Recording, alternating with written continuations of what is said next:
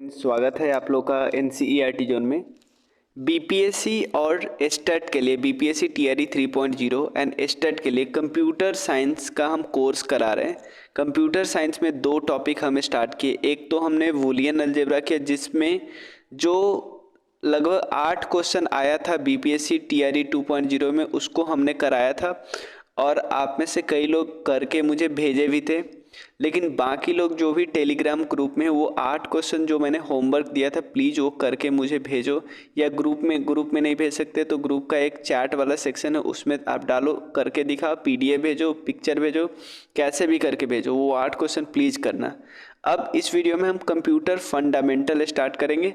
हम काफ़ी बेसिक से स्टार्ट करेंगे। हम मान देखो, मुझे पता है कि इसमें से बहुत जब फंडामेंटल करेंगे तो बहुत सारे वीडियो आपको ऐसा लगेगा कि हमको सब आता है, लेकिन बैकग्राउंड के लिए ये ज़रूरी है, बेस बनाने के लिए ज़रूरी है। तो आप बहुत सारे आप में से लोग होंगे जो बहुत दिन से पढ़ाई छोड़ चुके हैं कंप्यूटर साइंस, तो उनके लिए बेस बनाना ज़रूरी है। आप में से बहुतों को, हम तो बोलते हैं मेजॉरिटी को इसमें से बहुत चीज़ आता होगा, लेकिन बेस बनाने के लिए कंप्यूटर फंडामेंट का बेसिक से बेसिक चीज़ से हम लोग टॉप तक चलेंगे, ठीक है। तो आप ये मत बोलना कि ये बिल्कुल बेसिक है। कुछ चैप्टर, कुछ लेक्चर जो शुरू के होंगे कंप्यूटर फंडामेंटल के वो आपको बेसिक लगेंगे, तो बेसिक को हम थोड़ा जल्दी कराएंगे और जो टफ वाला होगा, जो इम्पॉर्टेंट है और जो ज़्यादा ज़रूरी है उसको थोड़ा सा स्लो कराएंगे। तो चलिए शुरू करते हैं। चलिए एकदम बेसिक से चलते हैं। सबसे पहले डिस्कस करते हैं कंप्यूटर क्या है। देखो, कंप्यूटर एक प्रोग्रामेबल इलेक्ट्रॉनिक डिवाइस है जो क्या करता है, एज ए रॉ डेटा को एक्सेप्ट करता है। यानी रॉ डेटा को एक्सेप्ट कैसे करता है, इनपुट डिवाइस के थ्रू। चाहे इनपुट डिवाइस में स्कैनर हो, कीबोर्ड हो, माउस हो, इनपुट डिवाइस लिया फिर उसको प्रोसेस करता है, सीपीयू के अंदर प्रोसेस करता है विथ कुछ प्रोग्राम होगा, जिसको प्रोग्राम को हम क्या बोलते हैं, सेट ऑफ इंस्ट्रक्शन होता है उसको हम प्रोग्राम बोलते हैं। और इंस्ट्रक्शन को प्रोसेस करने के बाद वो एक रिजल्ट को देता है। तो यानी 3 चीज़ हो रहा है, पहले इनपुट लिया, इसके अंदर फिर प्रोसेस हुआ, फिर आउटपुट भेजा। तो कंप्यूटर के अंदर यही 3 चीज़ होता है, क्लियर। और बहुत सारे ऑपरेशन इसके अंदर प्रोवाइड होता है, जिसमें मैथमेटिकल ऑपरेशन होगा, लॉजिकल ऑपरेशन होगा। मैथमेटिकल ऑपरेशन का मतलब क्या हो सकता है कि जैसे हम 2 + 3 जोड़ रहे हैं, ठीक है ना, या हम घटा रहे, गुना कर रहे। लॉजिकल ऑपरेशन का मतलब होता है कि हम कंपेयर कर रहे हैं कि क्या आपका उम्र और मेरा उम्र में क्या आपका उम्र ज़्यादा है, मेरा उम्र ज़्यादा है क्या, ये सब, ठीक है, ये याद रखिए। उसके अलावा कंप्यूटर जो वर्ड है ना, किससे लिया गया है, कंप्यूट से लिया गया है। कंप्यूट से लिया गया है। कंप्यूट का मतलब होता है कैलकुलेट। कंप्यूट का क्या मतलब होता है, कैलकुलेट। तो आपसे पूछा जाएगा कंप्यूटर जो वर्ड लिया गया है वो कंप्यूट से लिया है। कंप्यूट का मतलब होता है कैलकुलेट करना कोई भी चीज़ का। और फादर ऑफ कंप्यूटर किनको बोला जाता है, चार्ल्स बैबेज को बोला जाता है। चार्ल्स बैबेज के द्वारा बोला जाता है, ठीक है।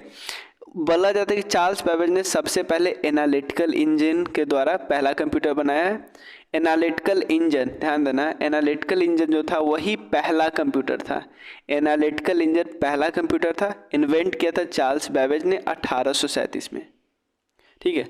और किस चीज़ के थ्रू काम करता है, पंच कार्ड को यूज करता था as a ROM, read only memory, ठीक है। तो आपसे पूछा जाएगा एनालिटिकल इंजन को पहला कंप्यूटर बोला जाता है, किसने बनाया, चार्ल्स बैबेज ने बनाया, इसलिए चार्ल्स बैबेज को फादर ऑफ कंप्यूटर बोला जाता है। और ये भी क्वेश्चन पूछा जा सकता है कि एनालिटिकल इंजन में क्या यूज किया जाता था, पंच कार्ड यूज किया जाता था as a read only memory, clear. Basic part computer का क्या क्या होता है, ठीक है। Basic part without which a computer can not work, जैसे एक प्रोसेसर होता है, ठीक है ना, और ये सॉफ्टवेयर के और हार्डवेयर के अंदर काम करता है, हार्डवेयर के अंदर काम करता है, सॉफ्टवेयर के थ्रू काम करता है। मेमोरी होता है, कोई भी डेटा स्टोर करने के लिए मेमोरी जरूरी है। कोई भी चीज़ छोटा से छोटा काम करने के लिए, आप इनपुट से दिए हो 2 + 2, इसको भी स्टोर करने के लिए एक मेमोरी तो चाहिए ना। मेमोरी के हम टाइप देखेंगे आगे। उसके बाद होता है मदरबोर्ड। मदरबोर्ड सभी पार्ट को आपस में कनेक्ट करके रहता है। स्टोरेज डिवाइस होता है जो परमानेंटली स्टोर, ठीक है। मेमोरी 2 प्रकार का होता है, एक प्राइमरी मेमोरी, एक सेकेंडरी मेमोरी होता है, वो भी डिस्कस करेंगे। ये भी मेमोरी भी डेटा को स्टोर करके ही लगता है, लेकिन कई प्रकार के मेमोरी होते हैं, जैसे रजिस्टर देखेंगे, कैच मेमोरी देखेंगे, ये सब देखेंगे। इनपुट डिवाइस जिससे हम कंप्यूटर से कम्युनिकेट, जैसे हमें कंप्यूटर को कुछ बोलना होता है ना तो हम इनपुट डिवाइस के थ्रू बोलते हैं, और कंप्यूटर को कुछ बोलना होता है तो हमको आउटपुट डिवाइस के थ्रू बोलता है। तो इन सब के बारे में डिटेल में हम आगे डिस्कस करना है, क्योंकि इनपुट डिवाइस, आउटपुट डिवाइस, इस सब पे भी क्वेश्चन बनते हैं थोड़े से डेप्थ में। कंप्यूटर के बेनिफिट्स है, ये थोड़ा बहुत आप देख लो कि प्रोडक्टिविटी हमारा बढ़ाता है, जल्दी जल्दी काम हो जाता है, तो इंटरनेट से कनेक्ट कर सकते हैं, डेटा स्टोर कर सकते हैं, डेटा को मतलब कि ऑर्गेनाइज कर सकते हैं एक्सेल फाइल वगैरह में, हमारी एबिलिटी को इम्प्रूव कर सकते हैं। फिजिकल चैलेंजेस जो होते हैं, जैसे हमें बहुत बड़ा नंबर सब जोड़ना है तो हमारे हाथ से बहुत टाइम लगेगा, या कुछ चीज़ में हमारी हम मतलब कि नहीं कर सकते, फिजिकली चैलेंज नहीं है, पहले फिजिकली एबल नहीं है, तो उसको कंप्यूटर से करते हैं और हमें एंटरटेन करता है। उसके अलावा ये सारे डेटा आपको मैंने जावा टी पॉइंट से लिया है, बहुत चीज़ मैंने छाटा भी है इसमें से, ठीक है। कंप्यूटर अब बहुत जगह यूज होता है, जैसे एटीएम, डिजिटल करेंसी के रूप में, ठीक है ना, ट्रेडिंग, स्मार्टफोन और वीआईओपी। इसका फुल फॉर्म रखना, voice over IP, voice over IP communication, ठीक है।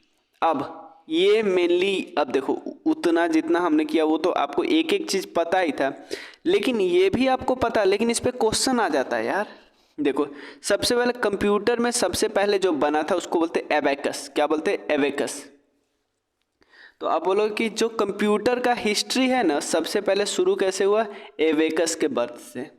और ये सबसे पहले कहाँ पे इन्वेंट किया गया? चाइना में। इवन चाइना में अभी भी यूज किया जाता है एबेकस। तो सबसे पहला जो कंप्यूटर का रूप था वो था एबेकस, सिंपल यूज होता था।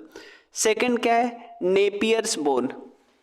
नेपियर्स बोन, इसको किसने इन्वेंट किया था? जॉन नेपियर ने। और ये मैनुअली ऑपरेट होता था, ये कैलकुलेटिंग डिवाइस था। नेपियर्स बोन पहला मशीन था जो डेसिमल पॉइंट को यूज कर रहा था। सिंपल समझो, डेसिमल पॉइंट यानी मैनुअली ऑपरेटेड कैलकुलेटिंग डिवाइस था, और जॉन नेपियर ने बनाया था। 1550 से 1617 के बीच थे। और उसके अलावा ये पहला मशीन था जो डेसिमल पॉइंट को यूज कर रहा था। उसके बाद अगला क्या है? पास्कलाइन। पास्कलाइन, इसको हम एडिंग मशीन भी बोलते थे। और उसके अलावा मतलब अभी भी अर्थमेटिक मशीन या एडिंग मशीन बोलते हैं, अर्थमेटिक मशीन या एडिंग मशीन, ठीक है। और ये फ्रेंच फिलोसोफर के द्वारा, ब्याज पास्कल के द्वारा बनाया गया है। ये पहला मैकेनिकल और ऑटोमेटिक कैलकुलेटर था। पहला मैकेनिकल और ऑटोमेटिक कैलकुलेटर था। पास्कलाइन समझ गए? ठीक है, बस ये 2-3 पॉइंट याद रखना है बस। अगला आ गया, एक व्हील है, मतलब स्टेप्ड रेकनर और लेबनिज व्हील। ये डेवलप किया गया था किसके द्वारा? इन्हीं के द्वारा डेवलप किया गया है, ये उन्हीं के नाम पे है, ठीक है ना। गॉटफ्रीड विल्मैन 1673 ईस्वी में, ठीक है। ही इम्प्रूव, जो पास्कल का इन्वेंशन था ना उसको इम्प्रूव किया था इसने। ये it was a digital mechanical calculator था, और नाम वगैरह देते थे, ये ध्यान नहीं रखना है। उसके बाद एक था डिफरेंस इंजन। ये भी हम बोल सकते हैं कि ये भी चार्ल्स बेबेज के द्वारा डिजाइन किया गया है। किसके द्वारा? चार्ल्स बेबेज, जिनको मॉडर्न कंप्यूटर के फादर बोला जाता है, ठीक है। मॉडर्न कंप्यूटर के father. It was a mechanical computer था, मैकेनिकल कंप्यूटर जो कुड परफॉर्म करा था सिंपल कैलकुलेशन। क्लियर? अब अगला देखते हैं, सिंपल कैलकुलेशन हो रहा है, ये भी चार्ल्स बेबेज ने, यानी यहाँ पे आप देख सकते हैं जो डिफरेंस इंजन और एनालिटिकल इंजन दोनों चार्ल्स बेबेज ने बनाया था। इसको भी चार्ल्स बेबेज ने 1830 में डेवलप किया था, उसको 1820 में। और ये पंच कार्ड को एज ए इनपुट यूज किया था, पंच कार्ड, ठीक है। ये मैकेनिकल कंप्यूटर था, सॉल्विंग एनी मैथमेटिकल प्रॉब्लम को, स्टोर करना इंफॉर्मेशन को इन द परमानेंट मेमोरी, सब ये काम करता था, इसीलिए इसको हम मॉडर्न बोल सकते हैं। उसके बाद अगला आता है टैबुलेटिंग मशीन।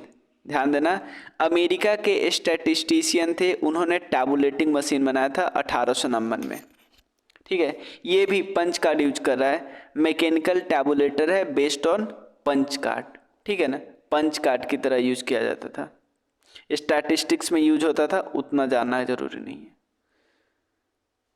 आगे डिफरेंशियल एनालाइजर, अब एक दो और है उसको हम कर लेते हैं। ये पहला इलेक्ट्रॉनिक कंप्यूटर था, ध्यान देना, अभी तक हम जो भी कंप्यूटर देख रहे हैं वो मैकेनिकल कंप्यूटर देख रहे हैं, ये पहला इलेक्ट्रॉनिक कंप्यूटर था। एक नंबर में पूछ सकता है ना, introduce in United State in 1930। इसको it was an analog device, analog device, देखो एनालॉग आपके में हम आपको बताते हैं ये कंटिन्यूअस होता है, देखो एनालॉग डिस्क्रीट वैल्यू नहीं होता है, ये सब हम दिखाए आपको आगे बताएंगे। और इसको बूश ने इन्वेंट किया था, और ये मशीन है vacuum tube to switch electrical signal to perform calculation, इसके पास वैक्यूम ट्यूब होता है। तो जब हम जनरेशन ऑफ कंप्यूटर करेंगे तो उसमें ये भी देखेंगे first generation computer vacuum tube को यूज करता था। उसके बाद अगला क्या है, मार्क 1, ये 1937 में, ठीक है ना, आइकिन, हावर्ड आइकिन ने के मशीन ताकि कैलकुलेशन कर सके लार्ज नंबर में, क्लियर। और ये पार्टनरशिप दो कंपनियों के बीच था, आईबीएम और हार्वर्ड। ये पहला प्रोग्रामेबल डिजिटल कंप्यूटर था, तो पहला प्रोग्रामेबल, सिंपल पूछेगा फर्स्ट प्रोग्रामेबल डिजिटल कंप्यूटर, तो मार्क 1। अब हम डिस्कस करते हैं जनरेशन ऑफ कंप्यूटर। तो 1946 में क्या हुआ, electronic pathway call circuit develop होना शुरू किया गया। तो धीरे धीरे देखेंगे कि कैसे टेक्नोलॉजिकल इम्प्रूवमेंट हुआ है जनरेशन ऑफ कंप्यूटर में, तो यही देखने। तो सबसे पहले देखते हैं फर्स्ट जनरेशन कंप्यूटर। आपको बस ये याद रखना है कि इसमें यूज किया जाता, वो यूज किया जाता वैक्यूम ट्यूब। क्या यूज किया जाता था, वैक्यूम ट्यूब यूज किया जाता था, ठीक है। उसके बाद ये डिपेंड ऑन किस पे डिपेंड करता था, बैच ऑपरेटिंग सिस्टम और पंच कार्ड पे डिपेंड करता था, ठीक है। उसके अलावा magnetic tape and paper tape use होता था as a output and input device in this generation. कुछ कंप्यूटर देख लेते हैं जो इस जनरेशन में बने थे। सबसे पहले ENIAC यानी electronic numerical integrated and computer, short form पूछता है ना, यहाँ से हो जाएगा। EDVAC मतलब electronic discrete variable automatic computer. UNIVAC है universal automatic computer. IBM 70N, IBM 605। ये वैक्यूम ट्यूब, ये मेनली आपको याद रखना, ये पॉइंट और ये पॉइंट। सेकेंड जनरेशन कंप्यूटर अब वैक्यूम ट्यूब को छोड़ के क्या यूज करने लगे, ट्रांजिस्टर यूज करने लगे, ठीक है। ये बहुत चीप, कॉम्पैक्ट और बहुत कम पावर यूज करता था, ठीक है। और क्योंकि पहले से तो फास्ट ऑब्वियसली होगा ना, ट्रांजिस्टर का यूज करता था, ये ज़्यादा फास्ट था पिछले वाले से, ठीक है ना। मैग्नेटिक कोर यूज होता था। In this generation magnetic core were use as a primary memory, magnetic core use हो रहा है as a primary memory, and magnetic disk and tape use होता था एज ए सेकेंडरी स्टोरेज, ठीक है। उसके अलावा याद रखिए असेंबली लैंग्वेज और जो प्रोग्रामिंग लैंग्वेज था जैसे कोबोल और फोर्ट्रैन और batch processing system, multi programming operating system, ये सब ये कंप्यूटर यूज करते थे। कुछ popular example IBM 1620, IBM 1790, CDC 1604, CDC 3600, UNIVAC 1100। Third generation computer की बात करते हैं, ये किसका यूज करते, अब आ गए हैं इंटीग्रेटेड सर्किट का यूज करके, ट्रांजिस्टर के जगह पे। किसकी जगह पे, ट्रांजिस्टर के जगह पे इंटीग्रेटेड सर्किट। मतलब देखो एक इंटीग्रेटेड सर्किट में जो डेटा वगैरह रखा जा सकता था वो कितना भी, बहुत सारे ट्रांजिस्टर के जगह पे एक ही IC से काम चल जाता। पिछला वाला देखो, सेकेंड जनरेशन वाला जो लैंग्वेज यूज करता था वो कोबोल, फोर्ट्रेन, असेंबली लैंग्वेज, ठीक है ना। लेकिन ये यूज क्या करने लगा, हाई लेवल लैंग्वेज, जैसे फोर्ट्रेन 2 से 4 तक, कोबोल, पास्कल, PL4, ये सब लैंग्वेज यूज करने। उस कुछ एग्जांपल आप देख लो, IBM 360 series, Honeywell 6000 series, PDP जिसको बोलते थे पर्सनल डेटा प्रोसेसर, ये कुछ एग्जांपल है।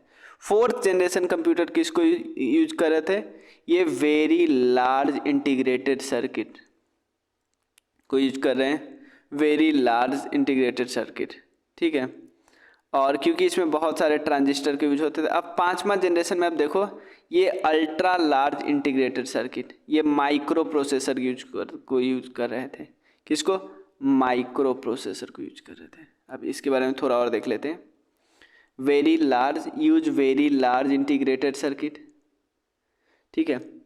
उसके अलावा ये याद नहीं रखना है, बस ये याद रखना है जो प्रोग्रामिंग में इस जनरेशन में यूज होता था C++, डी वेस, ये सब। और 5th जनरेशन के माइक्रो प्रोसेसर का यूज करते थे। और इस जनरेशन में ये इस सब कुछ पे काम करते थे। कहाँ पे यूज होता है? डेस्कटॉप, लैपटॉप, नोटबुक, ये अल्ट्रा बुक, क्रोम बुक, ठीक है। अब टाइप्स ऑफ कंप्यूटर क्या है? पहला है एनालॉग, दूसरा है डिजिटल, तीसरा है हाइब्रिड। देखो एनालॉग कंप्यूटर क्या होता है? ये ऐसे डेटा को प्रोसेस करता है, ध्यान देना है, एक ऐसा टाइप का कंप्यूटर है जो ऐसे डेटा को प्रोसेस करता है जो डेटा क्या है? कंटिन्यूअस है। कंटिन्यूअस मतलब लगातार आ रहा है, डिस्क्रीट नहीं, कि हम कोई वैल्यू नहीं बोल सकते। जैसे स्पीडोमीटर या मर्क्यूरी थर्मोमीटर, ये एनालॉग कंप्यूटर हुआ, ठीक है ना। ये कोई ऐसा सिंगल वैल्यू नहीं देता है, ये कंटिन्यूअस वैल्यू देता है, वैल्यू को प्रोवाइड करता है, ठीक है। एक चीज़ और याद रखना है, ये डायरेक्टली डेटा को एक्सेप्ट करता है, ठीक है ना। जो मेजरिंग, जैसे स्पीडोमीटर एक मेजरिंग डिवाइस है, उससे डायरेक्ट डेटा को एक्सेप्ट करेगा। ऐसे नहीं कि पहले उसको कन्वर्ट करना फिर उसको यूज करना, नहीं। बहुत सारे एनालॉग कंप्यूटर के एग्जांपल है slide rules, differential analyser, cast clock, ठीक है। इसको इन्वेंट किया था अल जराजी ने, इलेक्ट्रॉनिक एनालॉग कंप्यूटर। तो ये बस टाइप है, ध्यान रखिएगा। डिजिटल कंप्यूटर क्या करते हैं? ये calculation and logical operation provide करते हैं हाई स्पीड में। और डिजिटल कंप्यूटर दो ही वैल्यू यूज करता है, 0 और 1। अभी के जितने मॉडर्न चीज़ है वो यही यूज करते हैं। तो आपको नहीं लगता ये फास्ट कर दिया? ठीक है ना, फास्ट कर दिया और एक्यूरेट कर दिया। नहीं, फास्ट से ज़्यादा एक्यूरेसी से आ गया, एक्यूरेसी आ गया। तो हाइब्रिड जब हम बनाते हैं ना, तो उसमें इसका भी यूज करते हैं, इसका। एनालॉग से फास्ट वाला आ जाता है पॉइंट, एनालॉग से फास्ट आ जाता है, और डिजिटल कंप्यूटर से क्या आ जाती है? एक्यूरेसी। तो हमारा जो हाइब्रिड होगा ना, वो फास्ट भी होगा और एक्यूरेट भी होगा, सही भी होगा। अब साइज के बेसिस पे हम सबसे पहला हमारा है सुपर कंप्यूटर। ये बिगेस्ट और फास्टेस्ट कंप्यूटर है, बहुत सारे ट्रांजैक्शन सेकेंडों में कर लेता है। और पहली बार सुपर कंप्यूटर को डेवलप किया गया रोजर क्रे के द्वारा 1976 में, ठीक है। मेन फ्रेम कंप्यूटर क्या करता है? ये 100 से लेके 1000 यूजर एक साथ काम कर सकते हैं साइमल्टेनियसली, और बड़ी बड़ी कंपनियों में काम होता है, जैसे बैंकिंग, टेलीकॉम सेक्टर में मेन फ्रेम कंप्यूटर यूज होता है। मिनी फ्रेम कंप्यूटर या मिनी कंप्यूटर बोलते हैं, तो 4 से 200 यूजर एक साथ काम करते हैं। ये मेन फ्रेम से, और जो मेन फ्रेम से क्या होता है, थोड़ा कम होता है, और माइक्रो कंप्यूटर से थोड़ा ज़्यादा होता है। अगला क्या है? वर्क स्टेशन क्या होता है? ये सिंगल यूजर कंप्यूटर है, ठीक है, बट स्पेशली डिजाइन किया जाता है एक स्पेसिफिक टास्क के लिए और ग्रेट एक्सपर्टीज के लिए, ठीक है ना। रैम ज़्यादा दे देना, हाई स्पीड ग्राफिक्स, मतलब आप देख रहे हो कोई गेमिंग वाला होता है ना, गेम वगैरह खेलने वाला, तो वो अलग से सब कुछ डलवाता है कि हाई स्पीड हो जाए, ग्राफिक्स हो जाए, ये वाला, ताकि वो एक स्पेशल बन जाए, स्पेसिफिक बन जाए, ठीक है। तो देखो वर्क स्टेशन में क्या क्या होना चाहिए, ध्यान रखना। एक है मल्टीपल प्रोसेसर कोर होना चाहिए, ठीक है ना। सिंपल लैपटॉप और कंप्यूटर से ज़्यादा वो होना चाहिए। ईसीसी रैम होना चाहिए, या एरर करेक्टिंग कोड मेमोरी होनी चाहिए, जो मेमोरी एरर को मतलब ठीक कर ले और सिस्टम के परफॉर्मेंस को दिक्कत न, अपने आप ठीक कर ले। उसके अलावा होता है रेड का फुल फॉर्म है redundant array of independent disk, ठीक है। एसएसडी क्या होता है? एसएसडी क्या है? ये नॉर्मल हार्ड डिस्क से ना थोड़ा अच्छा होता है। उसके ऑप्टिमाइजिंग हाई एंड जीपीयू होना चाहिए,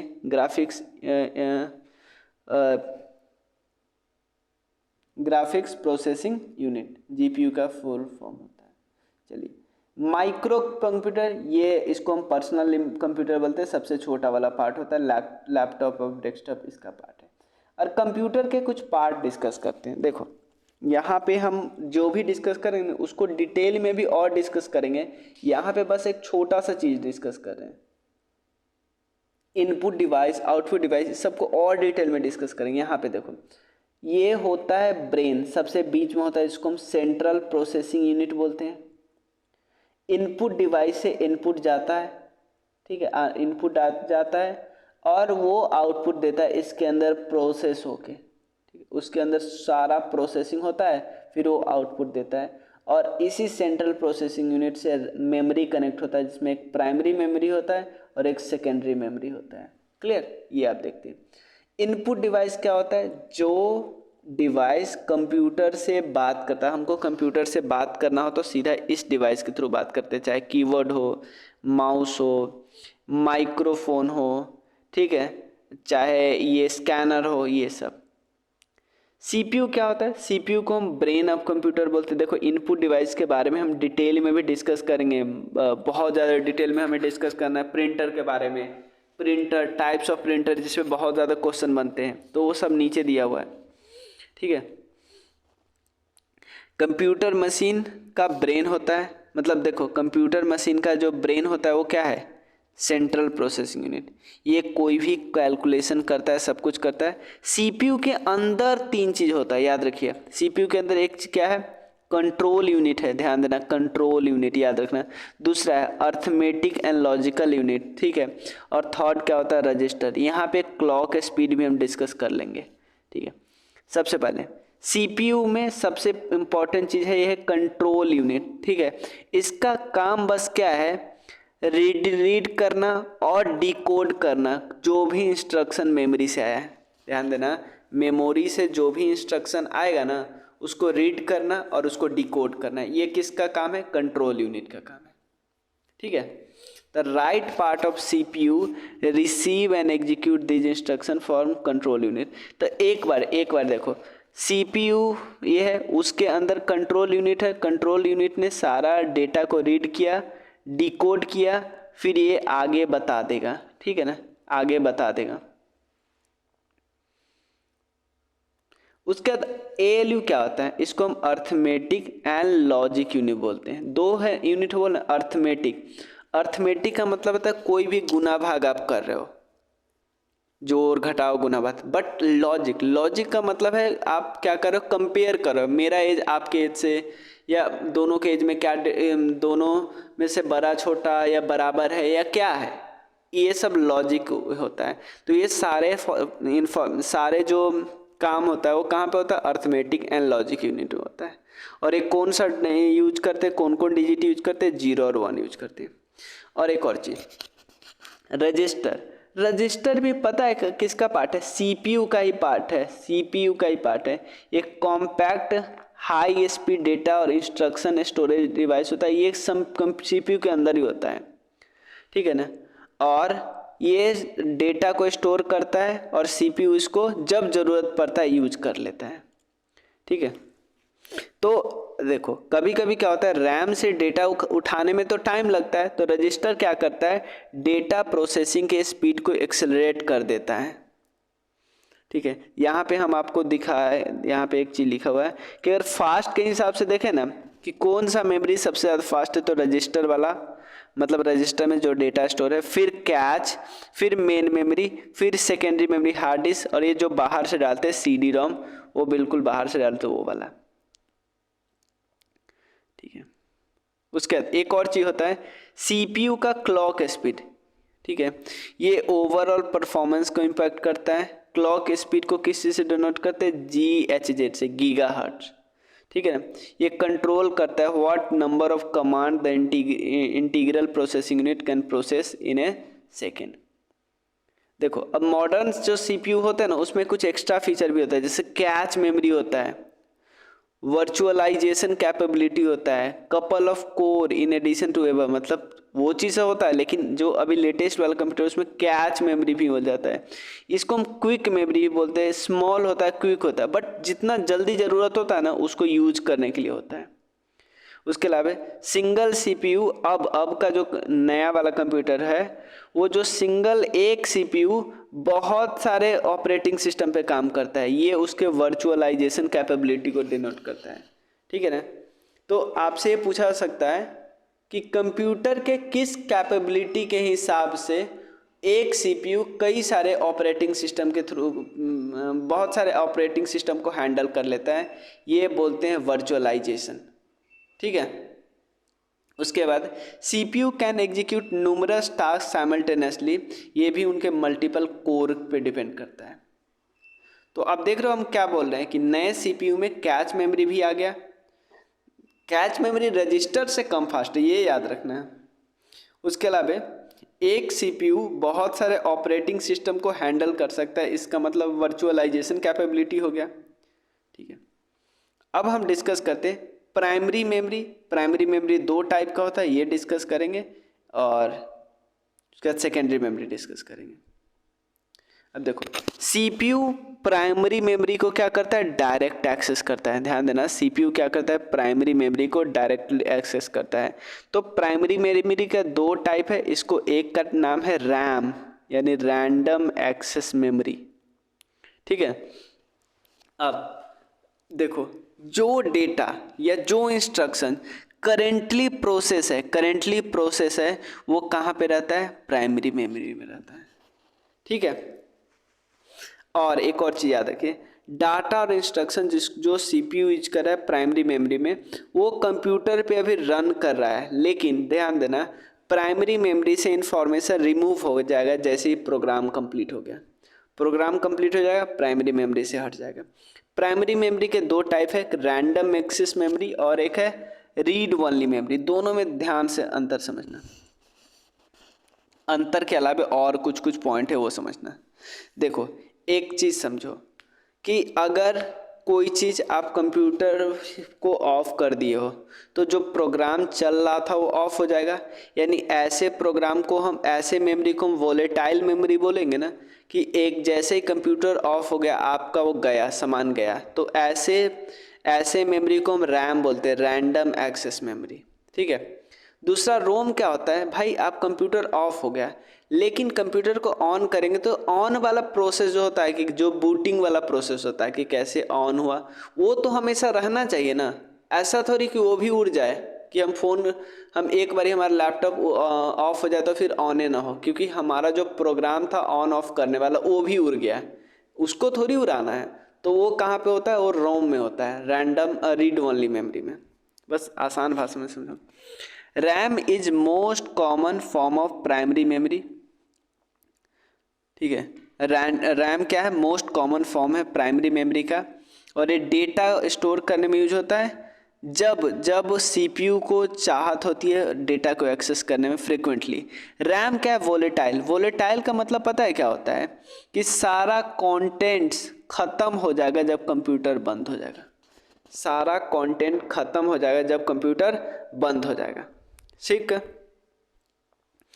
और RAM can be effortlessly and quickly written to and read from,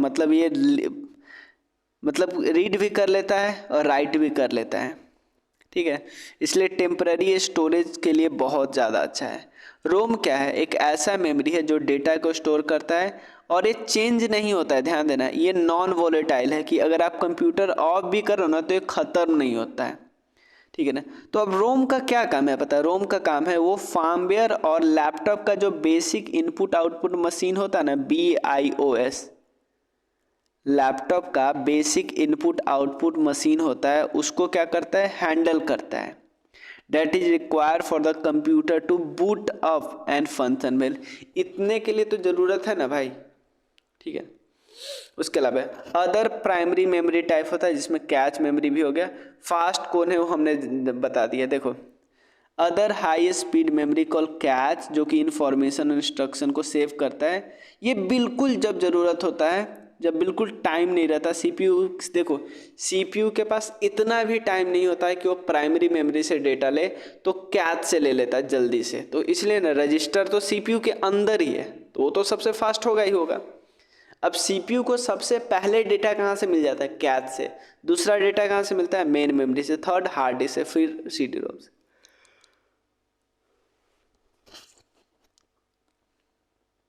अब देखो सेकेंडरी मेमोरी क्या होता है? इसको हम ऑक्सिलरी स्टोरेज बोलते हैं।